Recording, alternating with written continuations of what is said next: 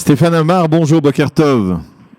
Bonjour. Et je rappelle à nos amis auditeurs que vous êtes journaliste, correspondant de plusieurs médias français et francophones en Israël, et vous êtes, on peut dire, expert justement du secteur arabe israélien que vous avez connu de l'intérieur dans le cadre de la rédaction de vos ouvrages.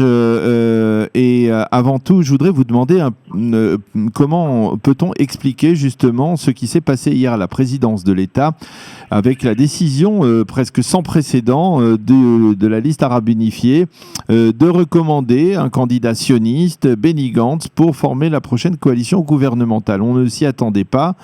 Elle a été justifiée par les partis arabes sous la forme d'une volonté de débarrasser, on va dire, la classe politique de Binyamin Netanyahou. Mais est-ce que ça va bien au-delà de cela ? Oui, bien sûr, ça va au-delà. Il y a effectivement un intérêt politicien qui est cette opposition à Netanyahou des députés arabes. Il y a aussi, je pense, derrière ça quelque chose de plus positif, c'est la volonté de s'intégrer. Encore un pas en avant dans la société israélienne. Les Arabes sont très intégrés du point de vue économique, du point de vue social. Ils occupent des positions relativement importantes au sein de la société israélienne, que ce soit dans le monde de la médecine, de l'université, les avocats, les magistrats, etc. Mais politiquement, effectivement, ils sont en retrait depuis le départ. Soit ils ont refusé tout simplement de participer à la vie politique, soit ils y participent à moitié, c'est-à-dire en se faisant élire député, mais sans siéger dans un gouvernement. Et cette fois-ci, on a l'impression bien qu'ils ont envie d'aller un pas en avant et de participer peut-être un jour à un gouvernement israélien. De ce point de vue, je pense que c'est plutôt positif. Est-ce que en fait c'est le résultat d'une pression de la part de l'opinion publique dans le secteur arabe israélien ? C'est une pression qu'ils ont ressentie eux-mêmes et qui les a poussés à agir de la sorte ? Oui, il y a un conflit, si vous voulez, chez les Arabes israéliens. C'est vrai que d'un côté, ils veulent s'intégrer à la société israélienne, et ils veulent en faire partie, car de fait, ils en font partie au quotidien. Tous les jours, ils participent à cette société. Ils construisent d'une certaine manière, aux côtés des Juifs, l'État d'Israël. Mais d'un autre côté, il y a effectivement une opposition de principe au sionisme, à ce projet politique qui, d'une certaine manière, s'est opposé au projet politique palestinien depuis un siècle maintenant. Et cette tension, évidemment, est très difficile à gérer pour les Arabes israéliens, mais la force des choses fait que je pense que petit à petit, ils seront obligés de prendre toute leur place dans la société israélienne, en tout cas en proportion de ce qu'ils représentent, c'est-à-dire environ 1/5 de la population. Alors, qu'en est-il de ce que l'on disait il y a encore quelques années sur une forme de radicalisation du secteur arabe israélien, on va dire d'un renforcement du nationalisme dans ce secteur, du fait que par exemple les Arabes israéliens se définissent comme palestiniens de nationalité israélienne. Est-ce que c'est pas paradoxal aujourd'hui cette volonté qui s'exprime à travers cette décision de la liste arabe unifiée de vouloir être plus présent dans la vie sociale israélienne ? Alors ce qu'il faut bien comprendre, et je sais que pour un esprit occidental c'est parfois difficile, c'est qu'il y a une véritable dichotomie entre le niveau individuel et le niveau collectif. Au niveau individuel, je le disais, il y a une vraie volonté d'intégration, il y a une loyauté indéniable envers l'État d'Israël, il y a extrêmement peu d'actes de violence, d'actes de sédition contre l'État d'Israël au niveau individuel. En revanche, au niveau collectif, c'est une représentation nationale et effectivement qui se traduit par une hostilité envers le projet sioniste, envers l'État d'Israël. Et c'est vrai que sur ce plan-là, les Arabes israéliens seront bien obligés à un moment de choisir, ou bien ils reconnaissent l'État d'Israël en tant qu'État juif, ou bien effectivement ils ne peuvent pas participer à sa vie politique au plus haut niveau, parce qu'il est évident qu'on n'imagine pas au sein du gouvernement israélien des forces hostiles à l'État d'Israël et des forces alliées aux ennemis de l'État d'Israël. Il va donc falloir que les députés arabes israéliens clarifient leur discours par rapport à l'État d'Israël et reconnaissent pleinement, sincèrement la légitimité de l'État d'Israël. On a du mal à comprendre. Est-ce que les députés arabes israéliens s'occupent véritablement de leur public, de leurs ouailles, de leur communauté lorsqu'ils sont à la Knesset? Est-ce qu'ils font voter des projets qui avantagent, on va dire, leur secteur? Ou alors leur seul et unique message, c'est la cause palestinienne, la défense, on va dire, à l'intérieur de la Knesset de la cause palestinienne? Alors on peut noter, une petite inflexion avec Ayman Odeh.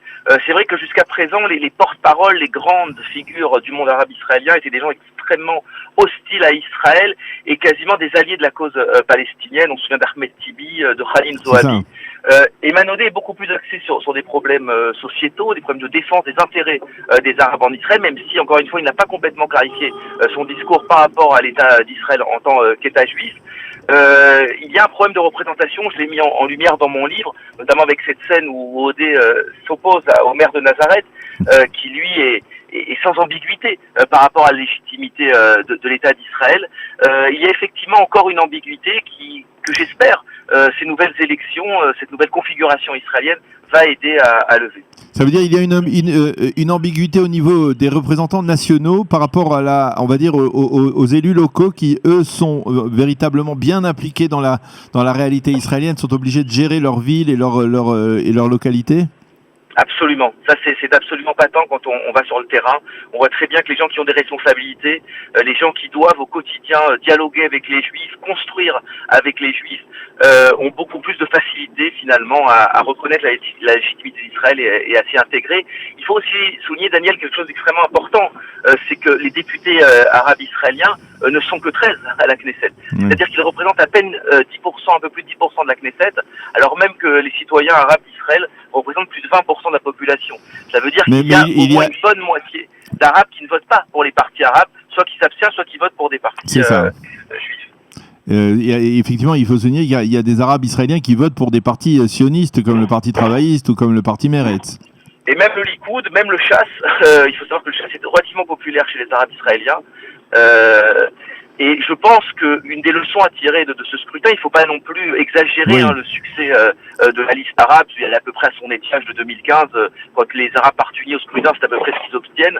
C'est pas du tout une révolution en Israël. Et encore une fois, ça ne remet pas du tout en cause les grands équilibres politiques. Mais je pense qu'une des leçons à tirer de ce scrutin, c'est que les grands partis doivent intégrer des Arabes en leur sein. Ça a été fait déjà au moment d'Ehud Olmert en 2006, au moment de Kadima, mais je pense qu'il faut aller plus loin. Et je pense que c'est une grande faute aussi de la gauche israélienne, qui souvent se prévaut d'être le phare de l'humanisme en Israël, d'avoir complètement tourné le dos aux Arabes israéliens, de ne jamais leur avoir donné des places sérieuses sur ces listes ou dans ces gouvernements. Alors, est-ce que aujourd'hui, on est tout de même, c'est-à-dire il y a une recommandation de Benny Gantz, mais on n'envisage tout de même pas que des Arabes israéliens puissent rentrer dans un gouvernement. Je me trompe ? Disons que dans cette configuration, ça doit être une étape supérieure. Oui. C'est absolument impossible. On voit bien qu'il y a une incompatibilité totale entre le parti arabe israélien et Avigdor Lieberman pour siéger dans une coalition Gantz.